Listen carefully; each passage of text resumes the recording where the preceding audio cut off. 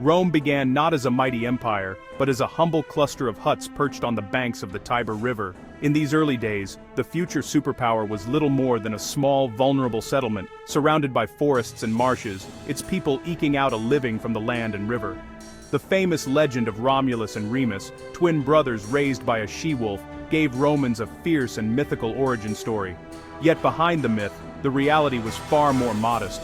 Rome was just one of many small Italian city-states, competing for survival and influence in a rugged landscape. In 509 BCE, a dramatic turning point arrived. Romans rose up and overthrew their last king, Tarquin the Proud. After his son's crime against the noblewoman, Lucretia sparked outrage and rebellion throughout the city.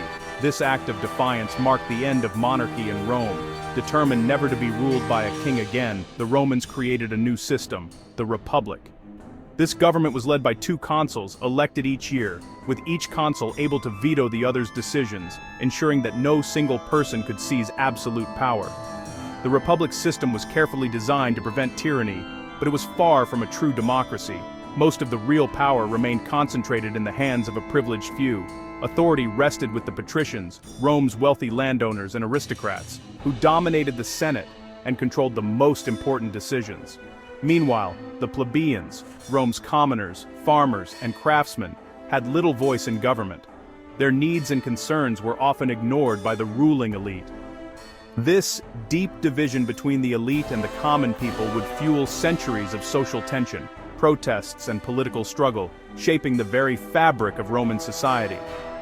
The founding of the Republic was a radical experiment in shared power, but in practice, it was an oligarchy, ruled by a select few, not by the people as a whole.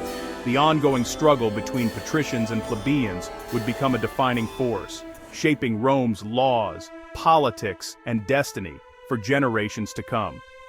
From the very start, the seeds of both conflict and greatness were sown in Rome's soil, setting the stage for the rise of one of history's most influential civilizations. In the earliest days of Rome, society was sharply divided into two main classes, patricians and plebeians. The patricians, a small elite group, held nearly all political, religious, and social power, while the plebeians, who made up the vast majority of the population, had almost none. This division shaped every aspect of Roman life. Despite forming the backbone of the Roman army and working as farmers, artisans, and laborers, plebeians were excluded from holding public office and had no real say in government. They were subject to laws created by patricians, laws they had no part in making or interpreting. In 494 BCE, after years of frustration, the plebeians staged the first secessio plebis. They left the city in protest, refusing to serve in the army or participate in daily life until their grievances were addressed. This bold move brought Rome to a standstill and forced the patricians to negotiate. The result was a groundbreaking compromise, the creation of the tribunes of the plebs. These officials were elected by plebeians and given the extraordinary power to veto any government action that threatened the people's interests. Tribunes were considered sacrosanct. Harming them was a capital offense, and their safety was fiercely protected by the people. This gave plebeians a powerful voice in Roman politics for the first time. Another major victory came with the laws of the 12 Tables, Rome's first written legal code. These laws were displayed publicly in the Forum, so all citizens could see and understand them.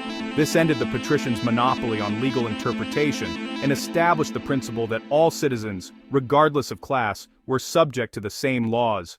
It was a crucial step toward equality before the law.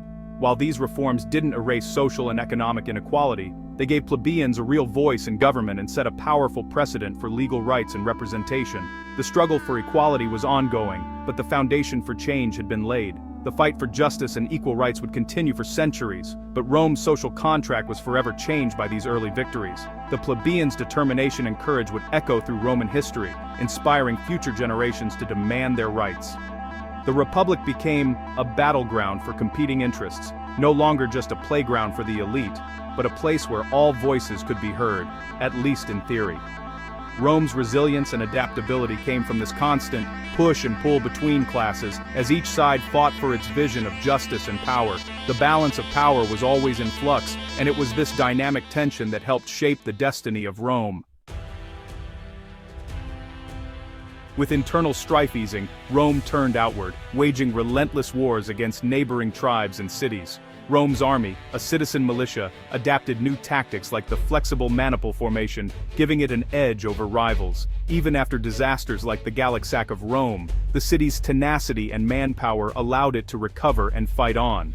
Rome's genius was not just military, it was political. Conquered peoples were offered alliances or partial citizenship, binding them to Rome and swelling its armies. By 264 BCE, Rome controlled the entire Italian peninsula, either directly or through loyal allies. This network transformed former enemies into partners, multiplying Rome's strength. The unification of Italy gave Rome unmatched resources and manpower. The stage was set for Rome to challenge powers beyond Italy. The next great test would come from across the sea. Rome's expansion brought it into conflict with Carthage, a powerful maritime empire. The First Punic War began over Sicily. Rome, new to naval warfare, built a fleet and won. The Second Punic War saw Hannibal's legendary march over the Alps, crushing Roman armies, but failing to break Rome's alliances. Rome's refusal to surrender, and Fabius Maximus's strategy of attrition, wore Hannibal down. The war's turning point came when Scipio Africanus invaded North Africa, forcing Hannibal home. At Zama in 202 BCE, Scipio defeated Hannibal, ending Carthage's power. Rome emerged as the dominant force in the Western Mediterranean. These wars forged Rome's military reputation and expanded its reach. The Republic's victories brought wealth and new challenges. Rome's triumphs abroad would soon destabilize it at home. The seeds of internal crisis were sown in foreign conquest. Rome's conquest brought wealth, but also deep inequality. Small farmers lost land to wealthy elites, swelling the urban poor and weakening the army's traditional base. Tiberius and Gaius Gracchus, elected tribunes, tried to redistribute land and aid the poor. Their reforms threatened senatorial power, leading to violent opposition. Tiberius was killed in a riot. A decade later, Gaius met the same fate. The Gracchi's deaths marked a turning point. Political violence replaced debate. The Senate's resistance to reform deepened social divisions. The Republic's fabric was unraveling. The use of violence as a political tool set a dangerous precedent. The struggle for reform exposed the Republic's inability to adapt. Rome's internal wounds would only deepen. The age of compromise was ending. The Republic's crisis deepened as military recruitment faltered. Gaius Marius broke tradition by enlisting the landless poor, creating armies loyal to generals, not the state. This shift empowered ambitious leaders to use their troops for personal gain. Marius and Sulla's rivalry erupted into civil war. Sulla marched on Rome, seized power, and unleashed bloody purges. Sulla's dictatorship shattered old norms. He ruled without term limits and used terror to control Rome. His reforms tried to restore senatorial authority, but the real lesson was clear force now trumped law. The Republic's institutions were hollowed out. Generals with private armies could seize power at will. The precedent of military intervention in politics was set. Rome's old order was gone, replaced by rule of the strong. The Republic was on the brink of collapse. After Sulla, power belonged to those who commanded armies. Julius Caesar, allied with Pompey and Crassus, rose through political cunning and military brilliance. His conquest of Gaul made him rich and gave him a fiercely loyal army. When the Senate ordered him to disband and return as a private citizen, Caesar chose civil war, crossing the Rubicon in 49 BCE. He defeated his rivals, became dictator for life, and ended the Republic in all but name. Caesar's assassination by senators failed to restore the old order. Instead, it unleashed more civil wars. The Republic's fate was sealed. Caesar's rise showed that ambition and force now ruled Rome. The dream of shared government was dead. Rome was ready for an emperor. The assassination of Julius Caesar sent shockwaves through Rome, plunging the city into even deeper chaos and uncertainty. In the aftermath, power struggles erupted, and the fate of the Republic hung in the balance. Yet from this turmoil, Caesar's chosen heir, Octavian, would ultimately rise above his rivals and emerge victorious. Octavian, who would later be known as Augustus, cleverly maintained the outward forms of the old Republic, but in reality, he held absolute power. This marked the true birth of the Roman Empire, a new era that would shape the world for centuries. the fall of the Republic was not caused by a single event.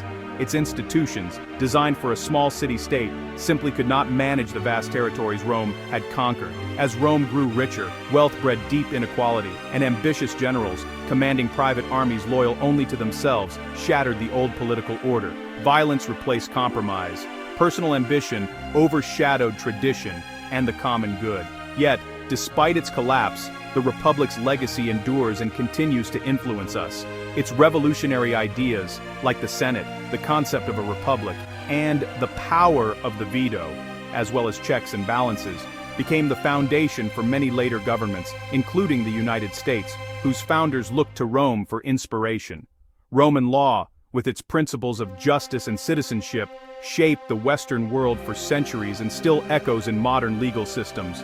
The Republic's story stands as a powerful warning about the fragility of freedom and the dangers that come when ambition goes unchecked. It reminds us that inequality and the pursuit of personal power can erode even the strongest systems. Republics demand constant vigilance, active participation, and a willingness to compromise for the greater good.